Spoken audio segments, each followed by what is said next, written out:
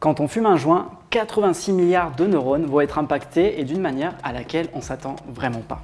Je m'appelle Gonzalo, je suis le créateur de la chaîne YouTube et TikTok Drop of Curiosity, où j'explique comment fonctionne notre cerveau et les comportements humains.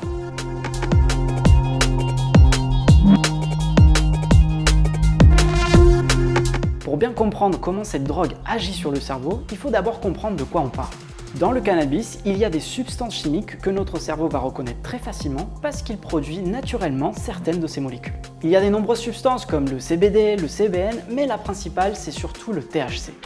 La particularité avec le THC, c'est que le cerveau va le confondre avec une molécule qu'il produit lui-même et qui lui ressemble beaucoup. Quand cette molécule est touchée, cela va impacter certaines fonctions très importantes comme notre capacité à nous concentrer, la perception du temps et de l'espace, nos humeurs et nos émotions, mais aussi notre perception des sons.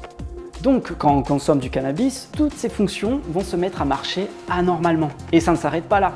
Par un enchaînement de réactions chimiques, le THC va venir perturber d'autres fonctions cérébrales via d'autres molécules. Les conséquences de cette perturbation vont provoquer toute une cascade d'effets sur nos comportements qui peuvent affecter gravement notre capacité à prendre la route. Nos mouvements vont être moins coordonnés, moins précis et on risque de rater la pédale et pas freiner à temps. Notre vision va être altérée et on pourra moins bien évaluer la distance qui nous sépare de ce mur.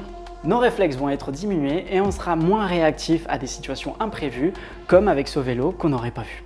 Alors bien sûr, je vais à l'essentiel en vous donnant les conséquences principales, mais en réalité le sujet est bien plus vaste que ça.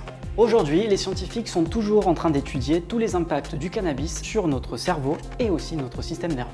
Il faut savoir aussi que ces effets peuvent varier en fonction de la quantité de THC, de sa concentration, de la façon dont on l'administre dans le corps, un joint, un brownie, de la corpulence de la personne qui consomme, de notre état de fatigue, de notre âge, mais aussi de la régularité de consommation. Si en plus on mélange cannabis et alcool, alors là, des études ont montré que le risque d'avoir un accident mortel est multiplié par 29.